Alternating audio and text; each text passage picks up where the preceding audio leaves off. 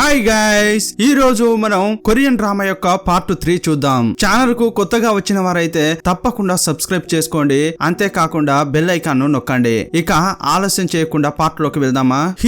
Heroine ఇచ్చిన మాత్రను use చేస్తున్నాడు. ఇతడు ఎందుకు ఆ రెస్టారెంట్ కు వెళ్ళాడు, హీరోయిన్ యొక్క క్లాస్మేట్ ను ఎందుకు కలిశాడు అనేది ఇప్పటి వరకు ఏమీ తెలియలేదు. హీరోయిన్ ను చూపించారు, ఆమె ఇంకో అమ్మాయి తింటున్నారు. ఇదే టైంలో ఆఫీస్ లోంచి వెంటనే రా అని హీరోయిన్ ను పిలిచారు. అప్పుడు ఆమె, మీరు వెళ్తే ఇదంతా నన్నే తినమని చెప్తున్నారా అంటోంది.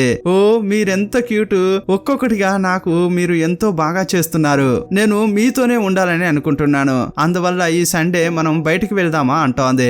మీరు నా కోసం ఇంత చేశారు కదా, మీకు రుణపడి ఉన్నాను, మీకోసం ఏదైనా చేయాలి కదా అంటోంది. హీరోయిన్ ఆలోచించింది, ఈ సండే ఆమె యొక్క పూర్వ విద్యార్థుల సమ్మేళనం ఉంది. అప్పుడు ఆమె, నేను అక్కడికి వెళ్లే తీరాలి, కానీ వెళ్ళడం ఇష్టం లేదు. ఇలా చెప్తుంటే, మీరింతకీ ఎక్కడికి వెళ్తున్నారు అని ఆ అమ్మాయి అడిగింది. మా స్కూల్ ఫ్రెండ్స్ తో మీటింగ్ ఉంది, కానీ వెళ్ళడం ఇష్టం లేదని చెప్పింది. ఓ అలాగైతే మీరు మీ ఫస్ట్ లవ్ ను కలుస్తారు, అక్కడ పెద్ద గలాటే జరుగుతుంది కదా అంటోంది. గలాటా జరుగుతుంది, కానీ నేను నా ఫస్ట్ లవ్ ను మీట్ అవడానికి ఛాన్సే లేదు, ఎందుకంటే అతడు ఎక్కడున్నాడో ఏమో అనేది నాకేమీ తెలియదు. కానీ నేను అక్కడికి వెళ్తే హీనమైన నా పాస్టే నాకు గుర్తుకు వస్తుంది అంటోంది.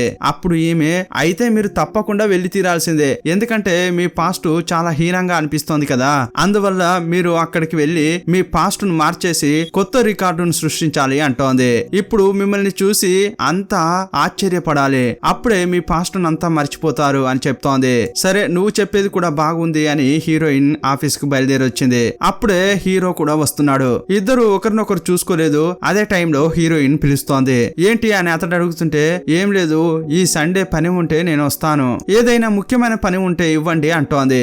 లేదు, మీరే ఏదో ప్లాన్ ఉందని అన్నారు, ఇప్పుడేమో పనికి వస్తున్నా అని అంటున్నారు ఏంటి అంటుంటాడు. ఉద్యోగమే ఫస్ట్ కదా అంటోంది. ఇప్పుడు మీరే కావాలని ఏదైనా పని ఉందా అని అడుగుతున్నారు. అలాగైతే కావాలనే మీరు దాన్ని అవాయిడ్ చేస్తున్నారు కదా అంటుంటాడు. నాకు ఎలా ఉందంటే వెళదామా వద్దా అని ఉంది, నేను చాలా కన్ఫ్యూజన్ లో ఉన్నా అంటుంటే హీరో, మీరు వెళ్లి తీరాల్సిందే అంటుంటాడు. ఎప్పుడు సమస్యలకు దూరంగా పరిగెత్తడం ఆపేయండి, అంతేకాదు మీరు నాకు రుణపడి ఉన్నారు, అది మాత్రం గుర్తుంచుకోండి అంటుంటాడు.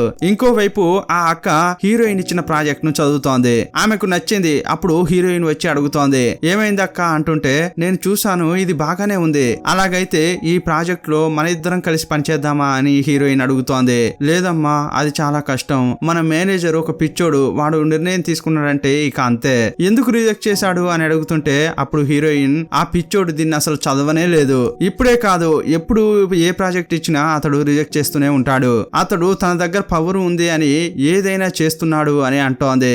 అప్పుడు ఈమె, లేదమ్మా అలాంటిదే ఉండదు అంటోంది. అప్పుడు హీరోయిన్ ఏమంటుందంటే, ఇదిగో చూడండి అక్క, మీరు ప్రతిసారి ఇలాగే చేశారంటే ఇక దీనికి అంతూ పొంతూ ఉండదు, ఇదిగో చూడండి అక్క, మీరు ఇంతసేపు దీన్ని చూశారు కదా, అతడు చెప్పింది పక్కన పెట్టండి, మీరు చెప్పండి నా ప్రాజెక్టు ఓస్టా అని అంటోంది. అప్పుడు ఆమె, లేదమ్మా దీని గురించి కావాలంటే నేను ఆ పిచ్చోడితో మాట్లాడి చూస్తా అంటోంది.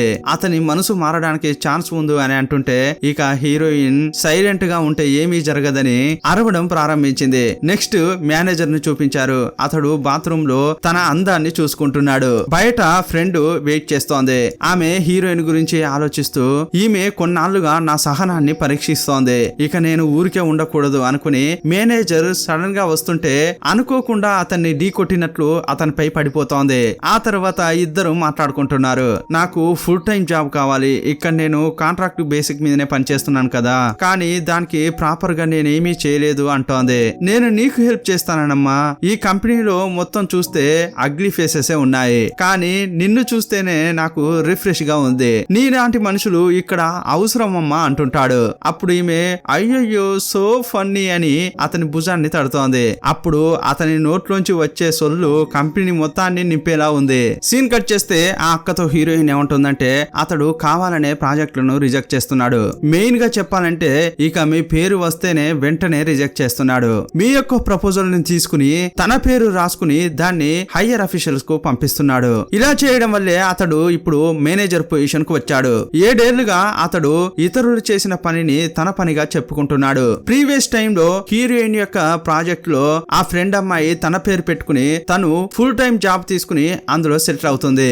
అందువల్ల అది మళ్ళీ జరగకూడదని నాకు హెల్ప్ చేయమని అక్కను అడుగుతోంది. అప్పుడు ఆ అక్క మాత్రం చెప్పిందే మళ్ళీ మళ్ళీ చెప్తోంది. అతడు అలా ఇలా చేయగలడు, అలా కుదరదు, ఇలా కుదరదు అంటోంది. సరే ఓకే అక్క, ఇప్పుడు అతడు మండే రిజెక్ట్ చేసిన ప్రాజెక్ట్ ను మళ్ళీ నేను సబ్మిట్ చేయబోతున్నాను. ఈసారి కూడా చూడు, అతడు ఒక్క పేజీ కూడా చదవకుండా రిజెక్ట్ చేస్తాడు. ఇప్పుడు కూడా అతడు అలాగే చేశాడంటే నెక్స్ట్ మీరు నాతో కలిసి పనిచేయాలి, ఎందుకంటే నా ప్రాజెక్టు పై నాకు నమ్మకం ఉంది, మీరేం చెప్తారు అని అడుగుతోంది.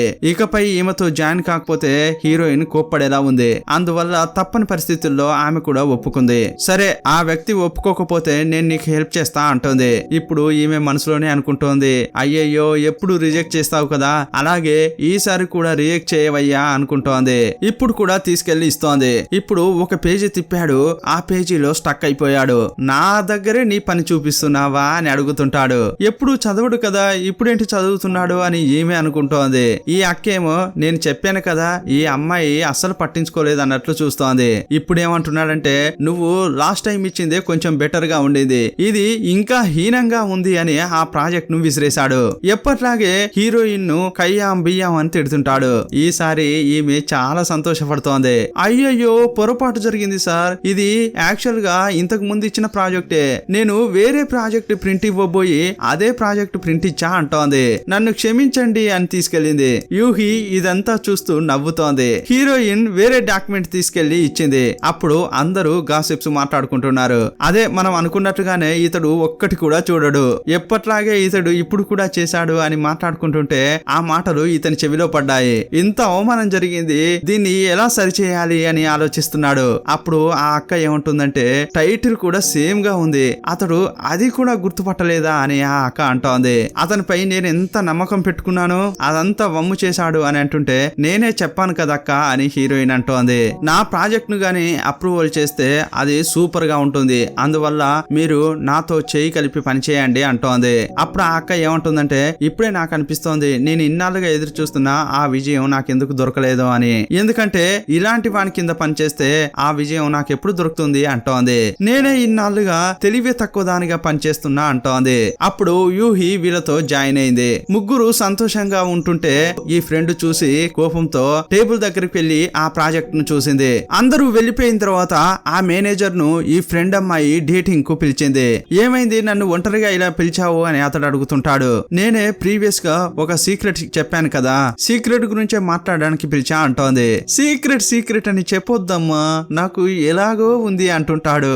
ఆ మాట వింటుంటే నాకు చాలా ఎగ్జైటెడ్ గా అనిపిస్తోంది అని నవ్వుతుంటాడు. ఈమె కావాలనే మాటల మధ్యలో హీరోయిన్ పేరు తెచ్చింది.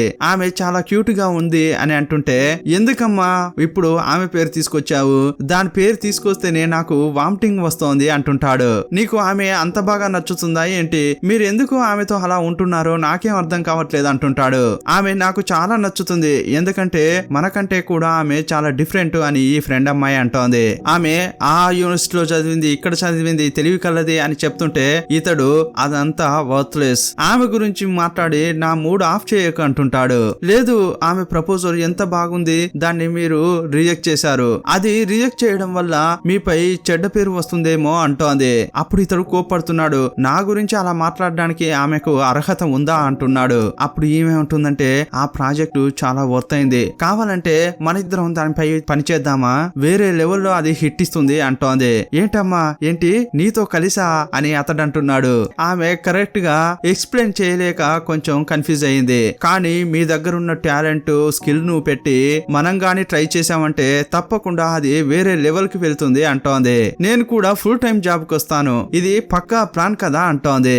ఆమె అలా బుజ్జిగా మాట్లాడుతుంటే అతడు ఆమెనే చూస్తున్నాడు. అయ్యయ్యో, నేను మీ దగ్గర చాలా కంఫర్టబుల్ గా మాట్లాడుతున్నానేమో, నేను మిమ్మల్ని సహోద్యోగిగా చూడట్లేదు, అంతకంటే పైగా చూస్తున్నాను, అందువల్లే ఇలా మాట్లాడుతున్నా అని అంటుంటే ఇతడు గాల్లో తేలిపోతున్నాడు. అయ్యయ్యో, ఇప్పుడు ఆమె ఏం చెప్పింది, రేపు మాకు పెళ్ళయ్యి పిల్లలు కూడా పుడతారా అని అతడు ఇమాజినేషన్ చేసుకుంటున్నాడు. నువ్వు మాట్లాడరా బంగారం, నువ్వు మాట్లాడుతుంటే ఆ ప్రపోజల్ గురించి ఎంతైనా వింటా అంటుంటాడు. ఇప్పుడు ఆమె మాటలతో బుట్టలో వేసుకుంటోంది. సీన్ కట్ చేస్తే హీరోయిన్ బాయ్ ఫ్రెండ్ తన ఫ్రెండ్ తో ఉన్నాడు. లేదురా, ఆమె హీరోయిన్ ఫ్రెండ్ గా ఎందుకుందో తెలియట్లేదు, ఇంకా వేరే ఎక్కడైనా ఉండి ఉంటే ఆమెకు ట్రై చేసినా బాగుండేది అంటుంటాడు. అప్పుడు పక్కనున్న అతడు, ఫ్రెండ్ అయితే ఏంటి, హీరోయిన్ కు తెలియకుండా మీరిద్దరు మాట్లాడుకోవచ్చు కదా అంటుంటాడు. రేయ్, మేమిద్దరం దొరికితే పెద్ద సమస్య అవుతుంది కదరా అని అతడు అంటున్నాడు. వీళ్ళు మాట్లాడుకుంటుంటే పక్కన ఉన్న ఇద్దరు అమ్మాయిలు సంతోషంతో ఎగిరి గంతులేస్తున్నారు. అప్పుడు ఇతడు వాళ్ళను ఫ్లాట్ చేస్తున్నాడు. సూపర్ అండి, మీరు నైస్ షాట్, ఎంత బాగా కొట్టారో తెలుసా అని అంటుంటాడు. కానీ ఆ అమ్మాయిలు ఇతన్ని అవమానపరిచి వెళ్లి కూర్చున్నారు. చూసావారా, ఏ అమ్మాయి కూడా నన్ను పట్టించుకోవట్లేదు, నీకెవరైనా అమ్మాయి తెలిస్తే చెప్పరా, నేను పిచ్చివాణ్ణి అయ్యేలా ఉన్నా అంటుంటాడు. ఏంట్రా అమ్మాయి అమ్మాయి అని ఇలా తిరుగుతున్నావు, ఫ్రైడే వచ్చిందంటే నీకు వేరే ధ్యాసే లేదా అంటుంటాడు అతడు. ఇలా బాధపడే బదులు ఆమెను వదిలేసి వేరే ఎవరైనా అమ్మాయిని పట్టుకోవచ్చు కదరా అంటాడు. ఇంతటితో ఈ పార్ట్ ముగుస్తుంది. మరో పార్ట్ లో మళ్ళీ కలుసుకుందాం. అప్పటి వరకు బాయ్ బాయ్.